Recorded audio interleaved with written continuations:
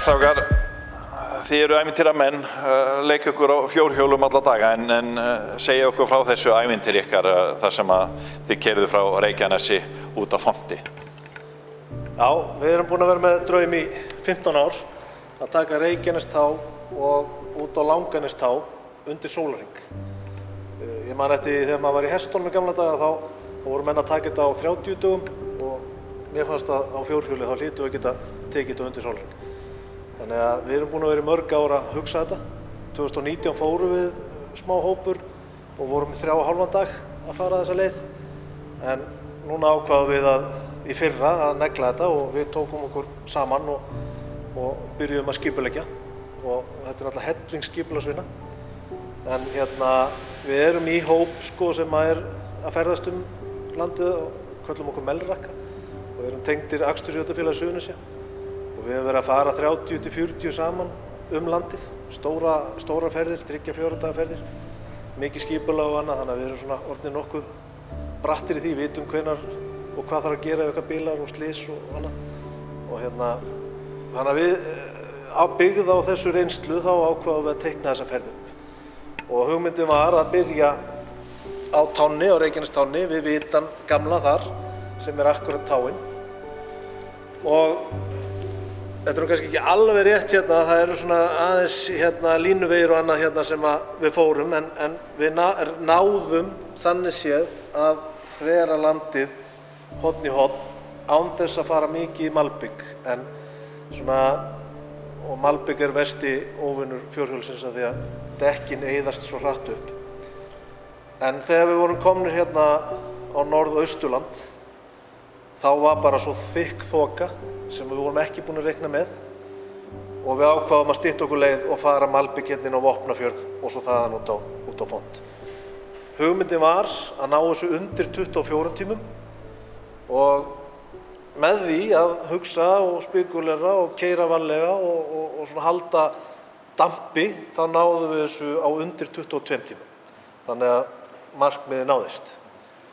Og svo á miðri leið þá ákváðum við að vorum við alltaf að hugsa hvernig við ættum að fara heim. Og þá ákváðum við að fara á Hraunhafnartanga, sem er nyrsti tangi landsins, og fara í syðsta tanga landsins sem er Kötlutangar. Þannig að við tókum það líka þessa sömu helgi. Og það var reyndar mun auðveldara verkefni. Tók okkur kannski 12 tíma. En við á þessari helgi fórum við horn í horn, suðvesturtangan í norðausturtangan og svo norður og niður, eins og við séum það.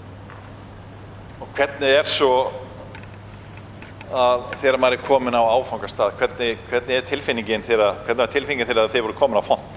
Það var náttúrulega rosalega ljúft þegar við komumst á Font. Þetta er langt ferðalag og þetta reynir svona mikið á menn bæði andlega og líkamlega að fara þessa ferð.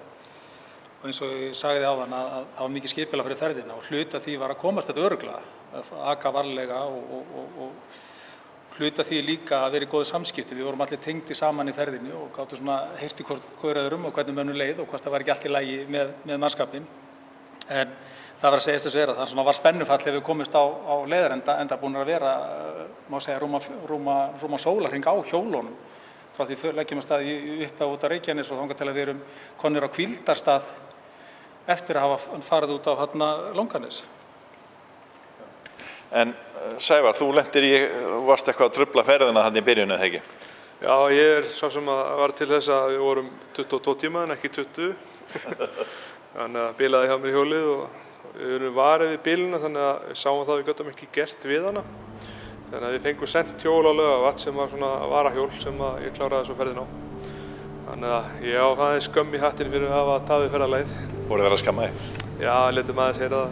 Ég þóla þetta að fara aftur. Já, þetta eins og gefið almennilega. En þetta svona fyrir leikmann sem er að horfa á þetta, hversu mikið mál er þetta? Er þetta ekkert mál eða er þetta talsvert mál? Þetta er hellingsmál. Af því að leiðirnar eru ekkert allar bara dans á rósum. Við erum að fara yfir mjög djúpar eða stórar ár sem er Hagakvísl og Nýjadalsá, miðjum Sprengisandi. Þær geta verið í alls konar ásigkomulagi og bara núna síðustu helgi þá voru menn að missa bíla ofan í Nýjadalsána og svo bara sprengisandurinn, hann getur verið í alls konar ásigkomulagi. Hann getur verið sprunginn eða bara nánast ófær. Það náttúrulega besta ásigkomulaginn svona seinnipart hausts, það búið að keyra hann mikið. Svo bara veðrabrigði, það getur snjóað á hálendinu í júni, júlí. Hálendið opnar ekki út af bleytu fyrir svona miðjan júlí og þetta rosa lítill gluggi sem við höfum upp á birtu líka. En sko hugmyndin með því að byrja klukkan 6 að morgni og vera búnir fyrir 6 daginn eftir, það var sá að það bjartara á Melrakkasléttunni á þessum tíma, seinnipart og á nóttinni, eða þú veist, lengra fram eftir.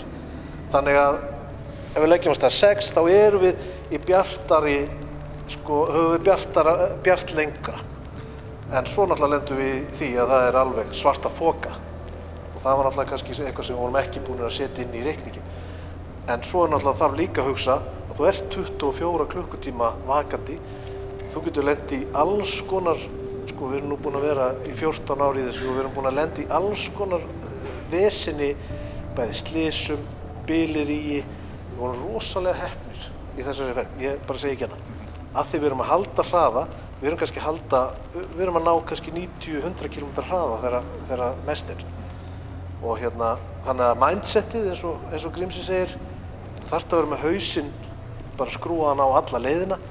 Þú þarft að passa að vera ekki að keyra alltaf mjög hratt, af því þá eru slys, bilerí og bara alls konar vesinn.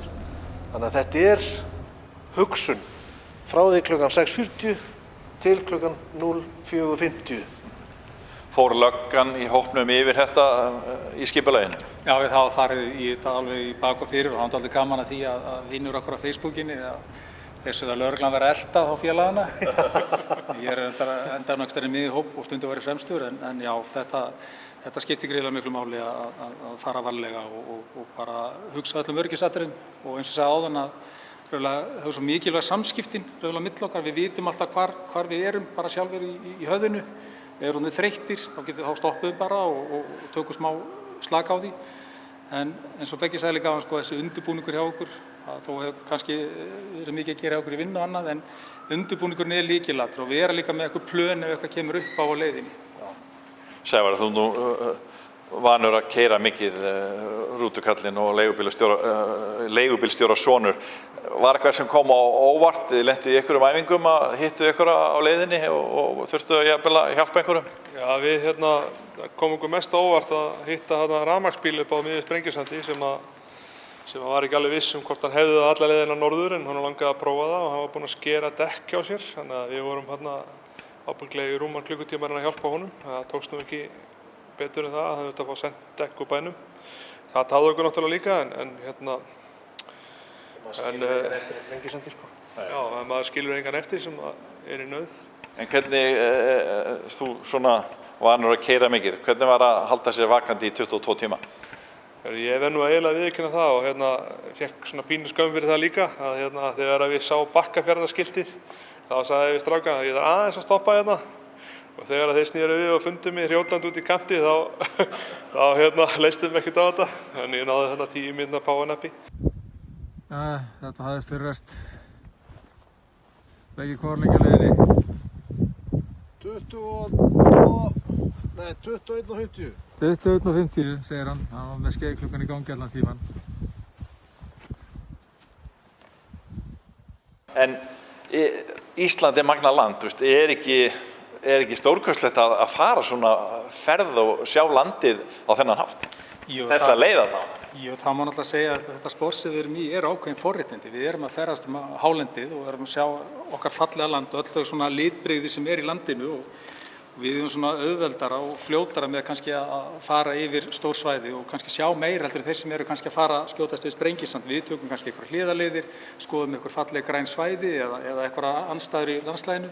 Þannig þetta bara forréttindi að fá að vera í þessu sporti. Og hvað eru menn að stunda þetta mikið? Það að fara margar ferðir og allt árið? Ég held bara að maður sé búinn að fara nánast ferð í mánuði, eina ferð í mánuði, má segja það, svona meðaltali. Og við getum notað þetta á veturna líka. Þannig að þú getur bara verið allt árið að leika þér. Eina sem að kannski flækist fyrir er vinnan og það þarf að svona finna eitthvað út úr því. En við erum búin að vera mjög duglegir, þessi hópur.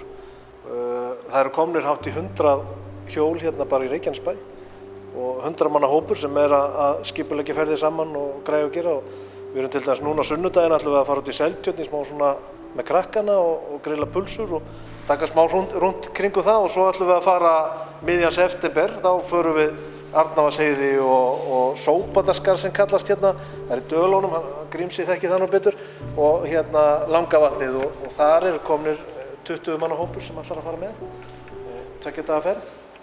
Fórum Vestfirðina í júní, tókum nánast alla Vestfirðina, það var 30-40 manna hópur. 44 fórum við saman hérna hringinn í kringum Langjökul í síðasta mánuði. Svo erum við búin að taka Fjallabakki náttúrulega allt og þetta bara, Ísland er bara, það er bara geggjað land, það verður bara að segjast eins og er.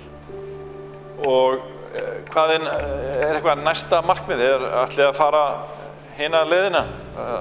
Þvera Íslanda? Eins og ég sagði áðan að þá fórum við náttúrulega Hraunhafnartanga og norður og niður, eins og við köllum það, niður á Kötlutanga og okkur var bent á það að 68 metrum norðar sé Rifstangi hérna á Melrakkasléttunni.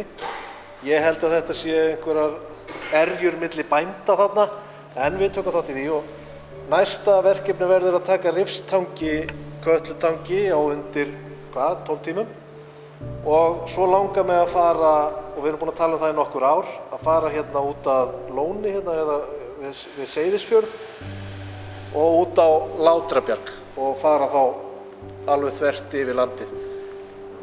Það er þá austasti til vestasti tangi landsins. Það verður á næsta sumar, en vandamálið í þessum fjórhjólum er það að landið er of lítið og sumarið er of stutt. Já. En strákar, þetta bara venjuleg hjól eða er búið að tjúta þetta til og frá? Það er aðeins búið að eiga við þetta. Það er búið að lengja þetta hjóla aftan, það er búið að setja lengri afturstífur. Það er búið að, í raun og veru, þetta hjól kemur enda tilbúið fyrir 30 tómu dekk, af því þetta er sérstök típa sem heitir XMR.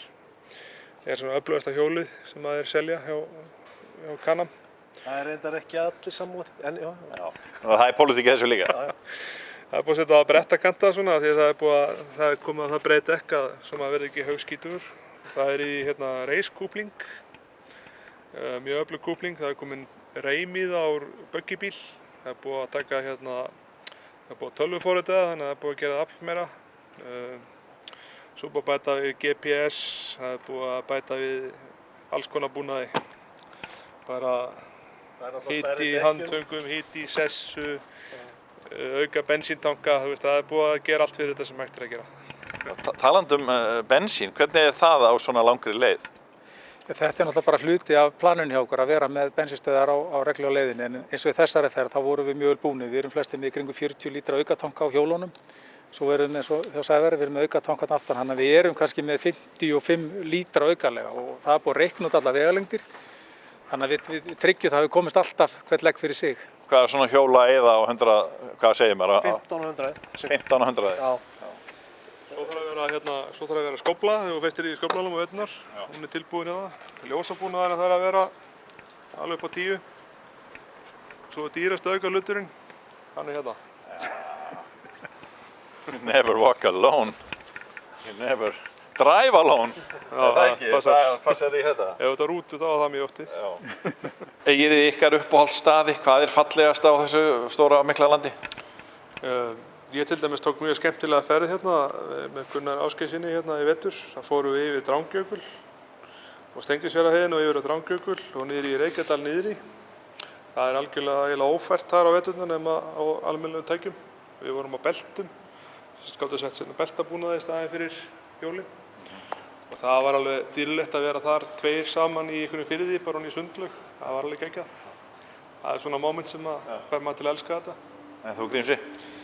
Já, það er svo margir staði, sko. Ég veist að óbáslega gaman að eins og fara á Hveravelli og Kerlingarfjöll og þau svæði þar í kring. Það er óbáslega falleg, þannig að það er kannski þau svæði sem ég kannski finnst mest koma til. Það er þessu andstæð, út með jarðhitann, út með græna gróður, út með auðninnar í kring. Þannig að þú færðir alla kontrastana í landinu í þannig ferð, sko. En þessi ferð sem við fórum á Vestfirðinni í sumar var alveg mögnuð. og líka fá að, sem sagt, að á þessum tækjum að geta komist á þessa vegi sem eru voru ruddir hérna, Elís til dæmis, Kjaran ruddar sinni tíma að fá að komast þetta á fjórhjóli og Lokinhamrar og líka raunverulega sem að kemur mér alltaf óvart og ég er nú búinn að bæði labba og hjóla hvar raunverulega menn festu rætur áður, sko. Það er alveg sama hvar á ferð. Það voru bæir hérna áður fyrir, voru bíli og hérna bjó fólk og hvort sem þetta í gönguferð á Hornströndum eða í fjórhjólaferð þá átti alltaf uppgöt eitthvað nýtt. Alltaf.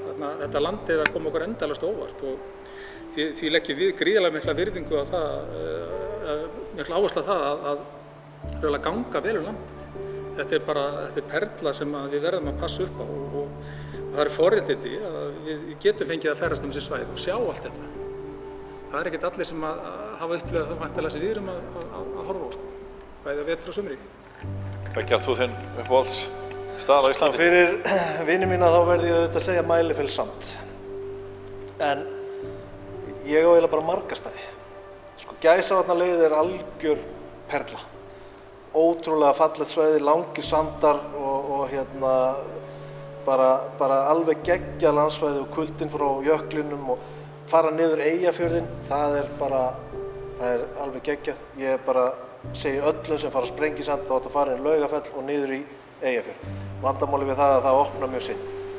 Svo er bara uppáhaldsstaður minn, hann eiginlega nær bara frá þessum hornum, sikkur megin, ég myndi bara segja það sé bara svo standi.